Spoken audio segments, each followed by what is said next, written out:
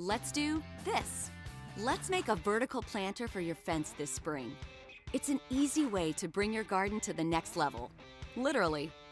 So, let's do this. Here are the tools and supplies you're going to need. All available, of course, at your nearest Home Depot. For materials, let's start with the lumber. We recommend exterior grade.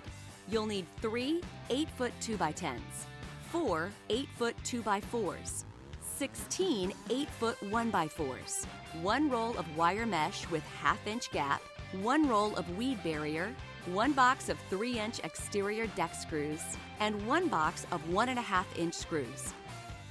For tools, you'll need a miter saw, a cordless drill and a 1/8-inch drill bit, a pair of wire cutters, a staple gun and a pack of electrical cord staples, a hammer, a tape measure, a pencil, and of course gloves and safety goggles. Starting with the 2x10s, measure out and cut 10 11-inch pieces and 7 15-inch pieces. Remember, the saw blade eats up some of the wood, so give yourself a little room when measuring. Next, take the 1x4s and measure and cut them into 46 pieces that are 30 inches long and 24 pieces that are 3 inches long. Measure and cut the 2x4 boards into 14 pieces that are 27 inches long. For each of the 5 smaller crates, use 3-inch exterior deck screws to attach 2 2x4 pieces in between 2 of the 11-inch 2x10 pieces. Make sure it's at the lowest point of the 2x10 and spaced at your discretion. Now that you have the bottom and ends of your crate, it's time to move on to the sides. Pre-drill all screw holes through the 30-inch 1x4s and into the 2x10s and leave 1/4 inch gap between the boards. Next, screw the 1x4 pieces onto the back and front sides using 1.5-inch screws into your pre-drilled holes. When it comes to the 2 larger crates, follow the same steps as building the smaller crates, but using the 15-inch 2x10s as the ends of the crates. You will need to pre-drill, countersink, and then screw on an extra 1x4 panel on each side of the 2 crates. For the 3 side supports of the planter, take 1 of the 15-inch 2x10s and 4 of the 3-inch long 1x4s. Pre-drill and then screw through the 1x4s.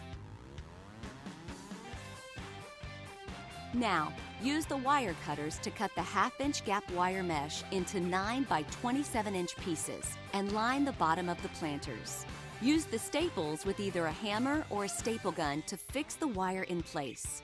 Cut pieces of the polypropylene weed barrier and line the entire interior of the crate to protect the wood from the moist soil, and then staple it in place. Finishing the wood with a sealant is not recommended unless you're 100% confident it is a food-grade finish. Just remember, whatever you apply to the wood will be in continuous contact with wet soil and can contaminate it. Pre-stack your planter boxes against the fence to determine if it is tall enough to suspend them in the air or start from the ground. Place 2 of the smaller crates on the ground against the fence and 26 inches apart. Using 1.5-inch screws, drill the top crates into the fence. Place 1 of the large crates on the top of the 2 smaller crates, straddling them evenly, and screw it into the fence. Next, grab the side supports and put them on the outer edges of the small crates and screw them in. Whenever possible, make sure you drill the crates into the 2x4 railing that runs through your fence, rather than just the pickets. Fill the planter crates with potting soil, and you're ready to start gardening.